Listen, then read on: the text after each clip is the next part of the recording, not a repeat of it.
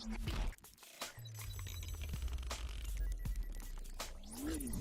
selamat datang lagi ke pertemuan yang kedua dari pembahasan soal rekonsiliasi bank. Kemarin kita sudah bahas ya soal nomor 1, 2, dan 3. Untuk kali ini kita akan bahas soal ke-4, 5, 6. Tapi kita belum bikin sampai ke laporan rekonsiliasi banknya dulu ya. Oke.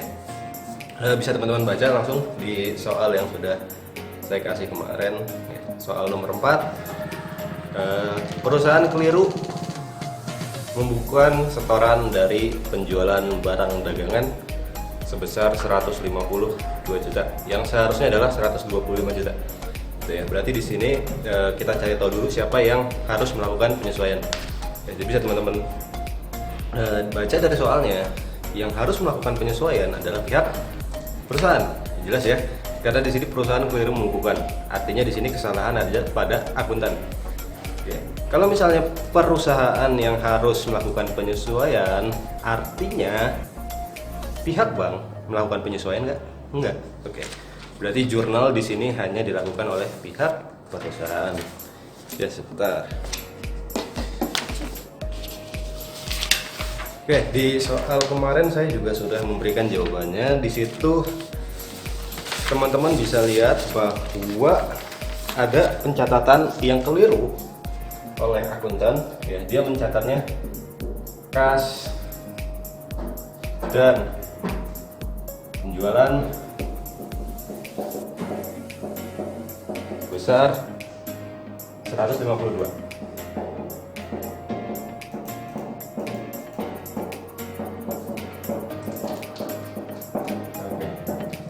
Ya, jadi di sini asumsinya teman-teman sudah harus tahu bagaimana kalau misalnya dilakukan jurnal untuk transaksi penjualan ya. Di sini kas yang di debit, penjualannya di kredit ya. Ini adalah yang salah, yang keliru dicatat oleh akuntan. Yang seharusnya dicatat kan adalah 125. Kas penjualan 125. Ini yang seharusnya ya, 125 juta. Perusahaan mencatatnya 152. Oke, berarti di sini perusahaan harus melakukan yang namanya penyesuaian. Kas yang seharusnya diperoleh sebesar 125 juta dicatat terlalu tinggi, gitu kan ya? Dicatat terlalu tinggi 152 juta. Artinya yang 152 juta ini harus kita koreksi supaya nanti di saldo akhir kasnya dia menjadi 125 juta lagi. Cara ngoreksinya gimana? Kan nggak bisa ya. Kalau misalnya akuntansi pakai tipek itu kan nggak bisa. Ya, misalnya ada kesalahan pakai tipek nggak bisa. Artinya di sini ada selisih sebesar 27 juta. Di sini ada selisih 27 juta. Ini yang harus ditutup, yang harus dibatalkan. Selisih 25 juta ini ada pada akun kas dan penjualan. Artinya kas harus dikurangi sebesar 27 juta dan penjualan harus dikurangi 127 juta juga. Oke, kalau kas berkurang berada di posisi kredit. Oke. Nah, sekarang di sini debitnya adalah penjualan.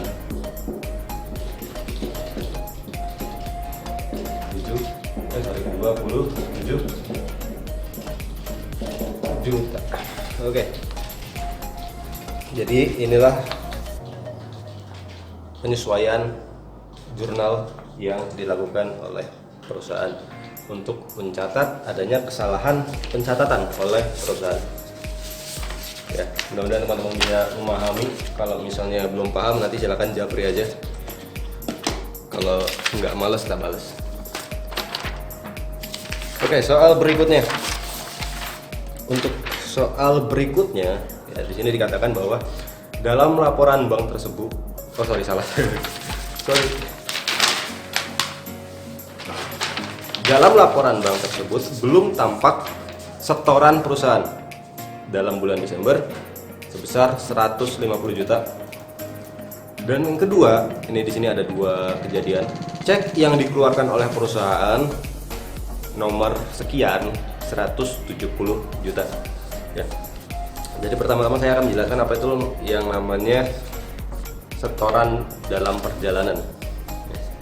Perusahaan menyimpan uangnya sebagian besar di bank. Kemarin kita sudah bahas mengenai petty cash, gitu ya. Jadi ada kas yang disimpan memang perusahaan di bank kasnya ada, tapi sebagian besar mereka nyimpannya di bank, gitu.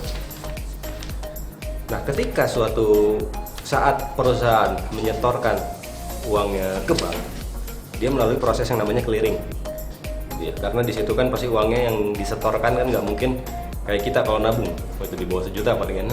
Ya, jadi dia harus melalui proses clearing. Di situ mekanismenya agak ribet dan mungkin ya waktu yang diperlukan lebih lama, sehingga perusahaan itu sudah mencatat bahwa dia menyetorkan uang ke bank, tapi sama pihak bank karena tadi proses clearing yang begitu lama, dia belum menerimanya, belum mencatatnya.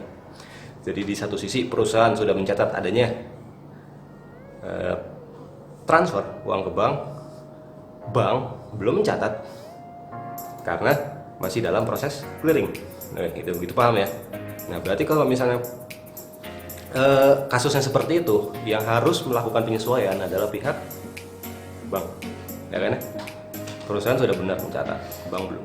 Nah, kalau misalnya penyesuaian itu dilakukan oleh pihak bank, berarti perusahaan tidak perlu melakukan pencatatan. Asumsinya kita adalah akuntan perusahaan. Jadi kita nggak melakukan pencatatan, nggak melakukan jurnal, tapi kita nanti akan tetap membuat laporan rekonsiliasi. Ya, jadi soal untuk nomor 5, soal nomor 5 tidak ada jurnal, bukan dikosongin. Ya, kalau misalnya nanti di UAS ada soal seperti itu, di UTS ada soal seperti itu, jangan dikosongin, dikasih strip atau ditulis tidak ada jurnal. Ya, oke. Begitu pula dengan yang namanya cek. Ya. Cek adalah suatu alat pembayaran oleh perusahaan. Ya, ketika perusahaan melakukan pembelian, supply gitu kan, biasanya dia akan mengeluarkan cek.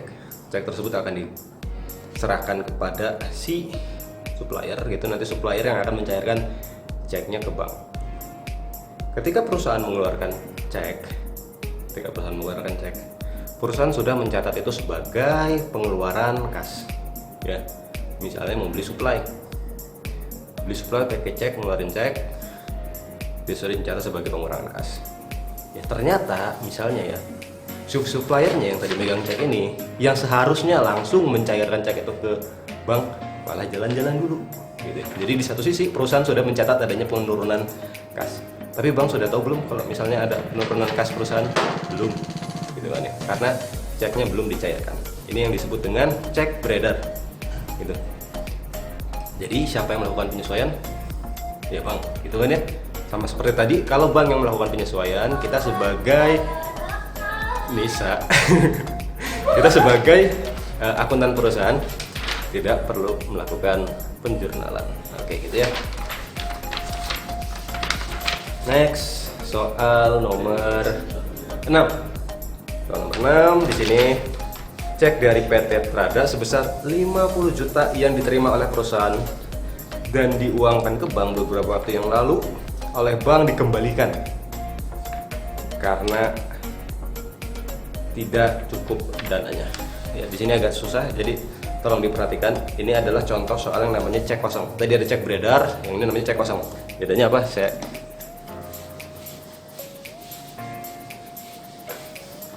Oke, tadi cek itu adalah alat pembayaran, ya, media pembayaran, kan? Jadi selain perusahaan yang mengeluarkan cek, pembeli, pelanggan juga bisa mengeluarkan cek. Ya, pelanggan melunasi piutangnya menggunakan cek, itu bisa. Nanti perusahaan tinggal mencairkan cek itu ke bank. Katakanlah ini perusahaan, ini bank, ini pembeli, kayak kemarin ya. Datang kan ya? Oke. Pembeli mau melakukan pelunasan piutang menggunakan cek. Gitu. Nanti setelah cek ini diterima, perusahaan akan mencairkannya ke bank. permasalahannya adalah ketika pembeli ini menyerahkan cek sebagai pelunasan piutang oleh perusahaan, cek ini langsung dianggap sebagai penambah kas. Ya. Kalau misalnya pelunasin piutang oleh pelanggan, jurnalnya seperti apa? Kas dan piutang, gitu kan ya? Dia sudah mencatat sebagai adanya penambahan kas ketika pelanggan menyerahkan cek. Oke, gitu. Padahal duitnya belum ada, tapi sudah dicatat duluan. Terlalu pede emang. Nah, kemudian ketika perusahaan ini mencoba untuk mencairkan ceknya ini ke bank, ternyata saldo pembeli yang menyerahkan cek ini tidak mencukupi untuk pencairan cek. Artinya apa? Artinya cek yang tadinya mau dicairkan dikembalikan lagi sama pihak bank. Jadi di sini tadinya mau mencairkan, karena saldo si pembeli nggak cukup untuk mencairkan, balik lagi pulang tangan hampa. Nah, permasalahannya adalah di sini perusahaan sudah mencatat itu sebagai pelunasan piutang oleh pelanggan. Nah, oleh karena itu, ketika terjadi contoh kasus cek seperti ini, cek kosong, maka yang harus melakukan penyesuaian adalah pihak perusahaan. Gitu kan ya? Dia sudah kadung mencatatnya sebagai penambahan kas. Nah, jadi apa yang harus dilakukan kalau misalnya cek kosong ini? Mengkoreksi ini gimana caranya kemarin waktu pas pengantar angkatan T1? Dibalik ya, kasnya di kredit ya, tinggal dibalik aja, kasnya di kredit, debitnya piutang. Udah, berarti kan pencatatan yang tadi sudah dicatat dibatalkan, kosong, semuanya jadi normal lagi. Ya, itu kira-kira cek kosong. Nah, soal berikutnya adalah bank telah keliru. Jadi pihak bank juga bisa melakukan kekeliruan, mendebit rekening PT Patra Rajasa sebesar 10 juta ke rekening perusahaan. Ya, jadi pihak bank itu rekeningnya perusahaan lain ya, yang harusnya didebit di perusahaan lain, itu malah didebit di perusahaannya kita. Oke, artinya kan di sini kesalahan dilakukan oleh pihak bank. Ya. Dia salah mencatat beban yang harusnya ditanggung oleh perusahaan lain, malah ditanggung oleh perusahaan ini, gitu.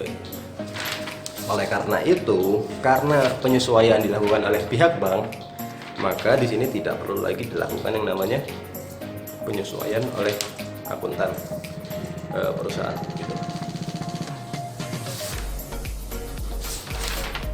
Oke, kira-kira itu untuk 4 soal berikutnya. Ya, nanti kalau misalnya ada pertanyaan, silahkan japri. Kalau misalnya saya nggak malas, nanti pasti saya balas.